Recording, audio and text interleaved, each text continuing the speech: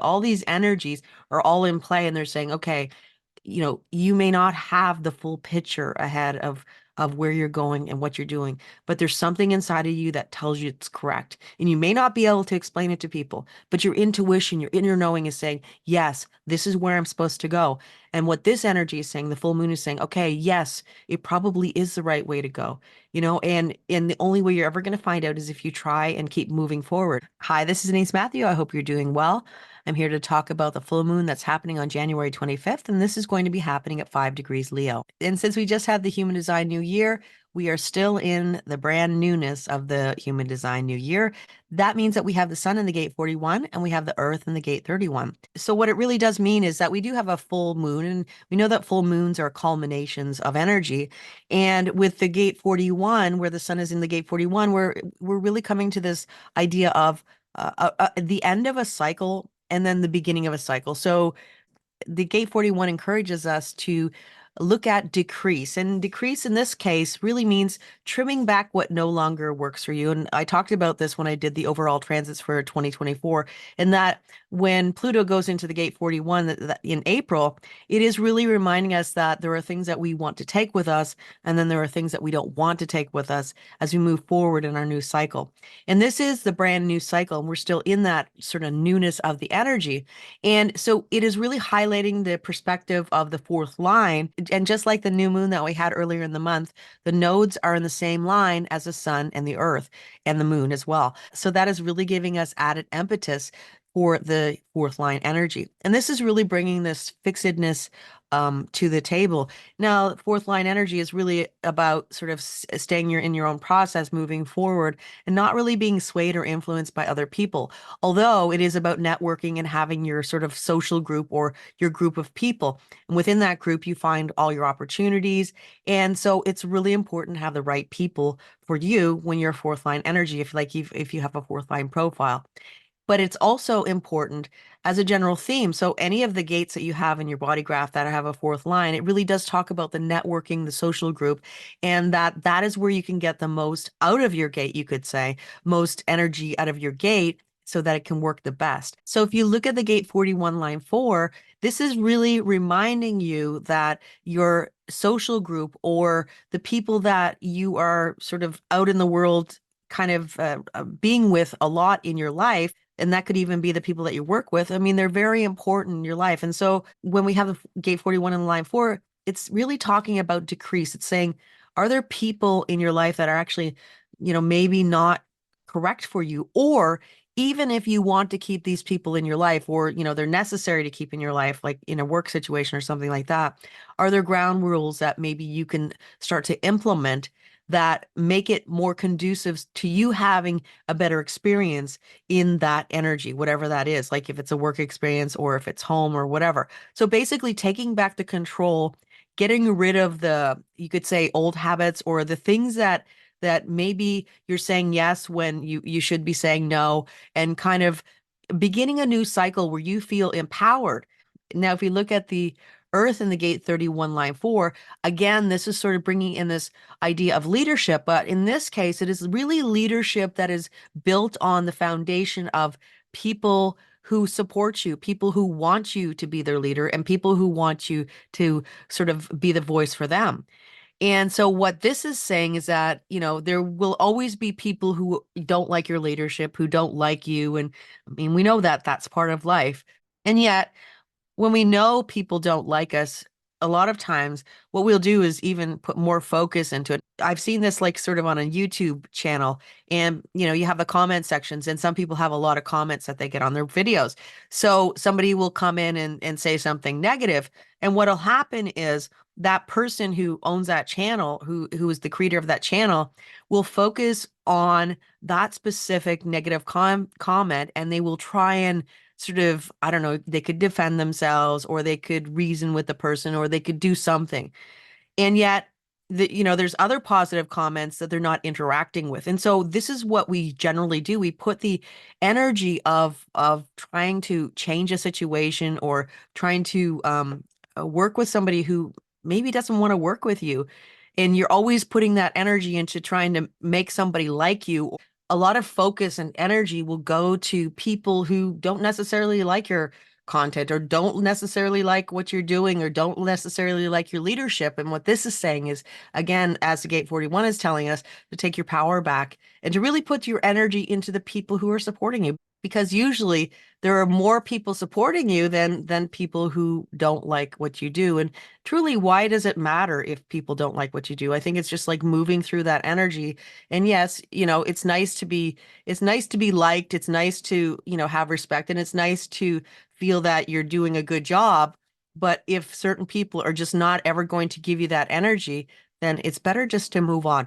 And this is really what this full moon is saying, take back your power, put the energy to the places where you feel that you're going to get some return on it, and let go of the rest of it. And I know that's hard sometimes because you might have that feeling of, especially if you have an open identity, you might want to feel like, you're liked and people like you and you're nice and all those types of things. But there are always going to be those particular people. And I mean, it could be an energetic, like human design energetic, where your energy clashes and it just brings out potentially the worst in you. And your energy is just not the same, and you just don't see eye to eye, and it's just not worth your time and energy. We also have the 5710 channel, and this is activating a global identity center, but also a global splenic center.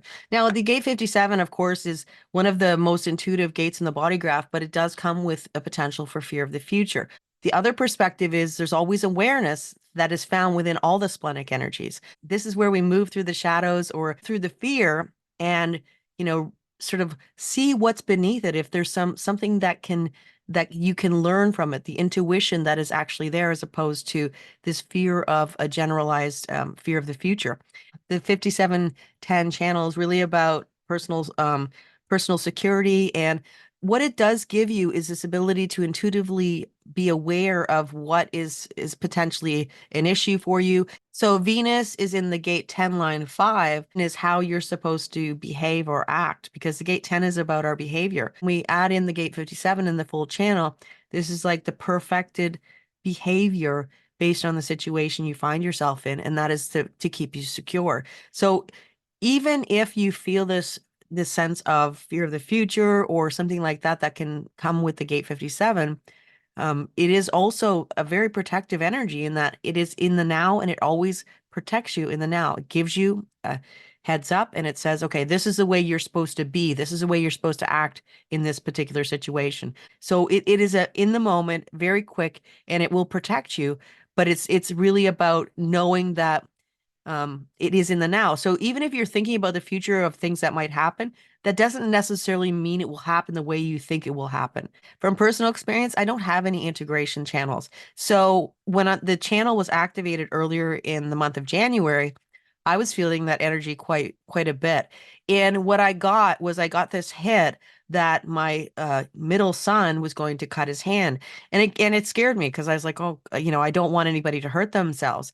And so I just kind of put it to the side and just said, oh, it's not true. It's not real.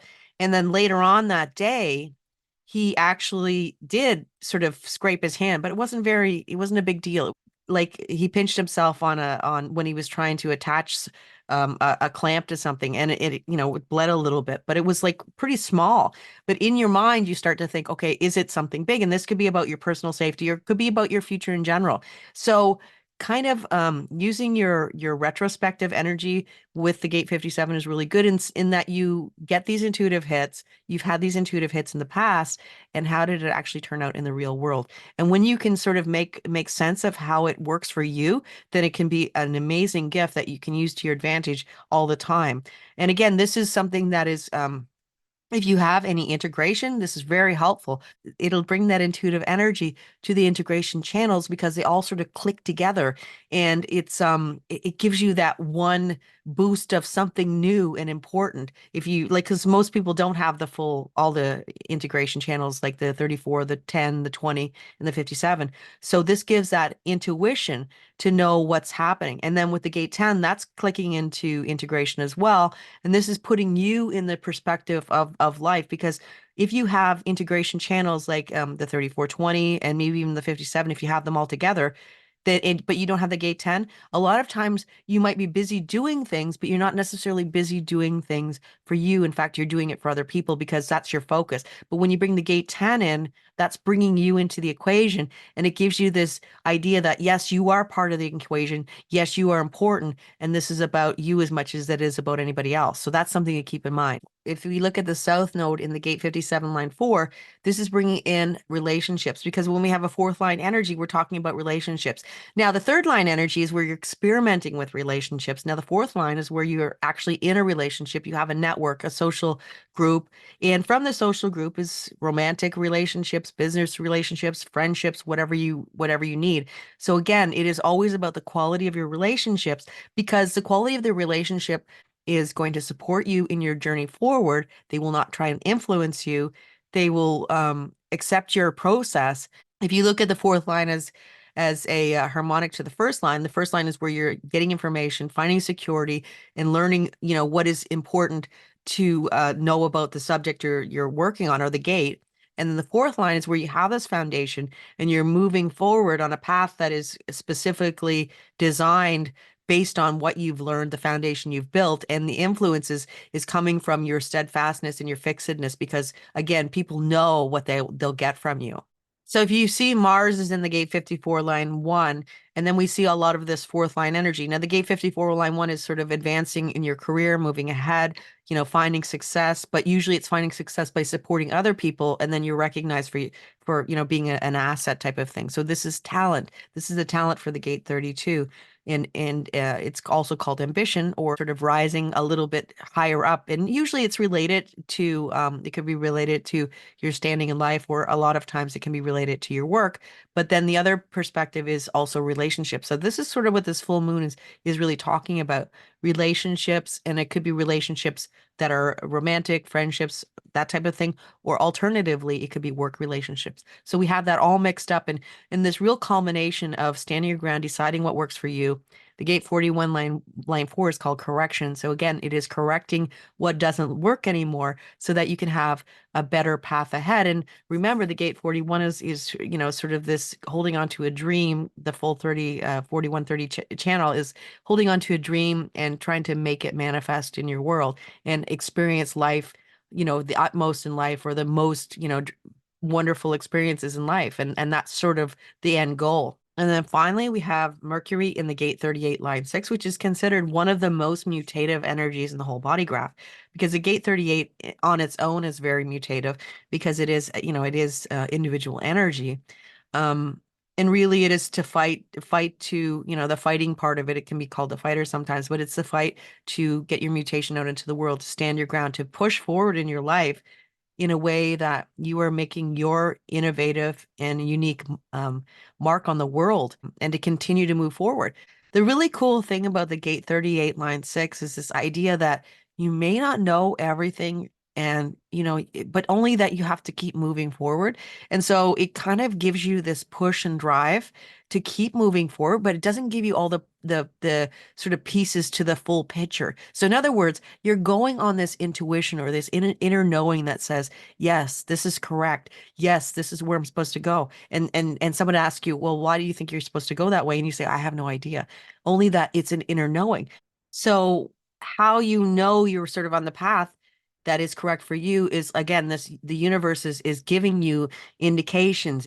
It's giving you more pieces to the overall picture, so that you're starting to say, okay, yes, this is correct. It is, I went on my intuition and my feeling of this is correct for me. And now the universe is showing me what is correct. And so if you look at it from the perspective of it being half of the 2838 channel, this is like the awareness from the gate 28 really tells you what is worth fighting for. So, we're always getting those electromagnetics, either through planetary transits, or even, from the aura of other people, just going out to, shopping or anywhere. You're getting the energy that you usually need to find that completion. But the key with individual energy is to know that it is something that unfolds slowly. And you can have, the whole point is, sometimes, and then you don't know something. If you look at the whole 4323 channel, which is, the channel of I know, it truly is I know or I don't know, because it is individual energy. So it is the voice of knowing or not knowing. And they're all connected. The gate 38 is connected to the gate 43 because they're all individual energy and they're all in the same circuit. And it is giving you this feeling of, yes, this is correct. Yes, this is where I'm going. I don't have all the details, but as I go, I will find them. And so the reason why this is the most mutative energy in the body graph is because of the steadfastness, because of the seeing through. And so this is what the full moon is really bringing us, the steadfastness, the fourth line energy that's it's going to stick with the path. Can you lock into something that feels correct to you? Of course, you can always tweak as you go. And so if you look at the whole perspective of the gate 41, we see it come again in the middle of the year. And that's sort of where we get to the point where, okay, we've started this, new process. We started this new cycle. How's it working out? What needs to be changed? What parts of the things need to be decreased or trimmed back, and what parts are growing really well. We're happy because we decided to make the cuts in the beginning of the cycle, and now it's starting to sort of really grow some beautiful new branches and new growth. And that's ultimately what we want in the long run. So overall, with all this fourth line energy, and we have a lot of mutative energy, and so the fourth line energy is bringing this kind of steadfastness, this fixedness, this I'm going to stick with my process. I'm going to continue on. I'm going to get rid of things that don't matter anymore. I'm going to move forward with a lighter load, but knowing that the path that I'm taking, I don't know that there's a guarantee about it, only that it feels right. And sometimes that's all we have, is that feeling that, yes, this is correct. And you don't really know. And then suddenly things start to show up along the way, and it's showing you, yes, this is correct. So that's what this energy is really talking about. It's kind of stepping into, I guess, in a lot of ways, the unknown, because we are going into a new cycle. And, taking a light load and moving forward for 2024 with this light load, with kind of like a wiggly destination, but not really knowing where you're going, but feeling like it feels the right place for me. My heart is sort of telling me, yes, this is correct. So with that said, I hope you have a wonderful full moon, and I'll be back again soon. Until then, take care and bye for now.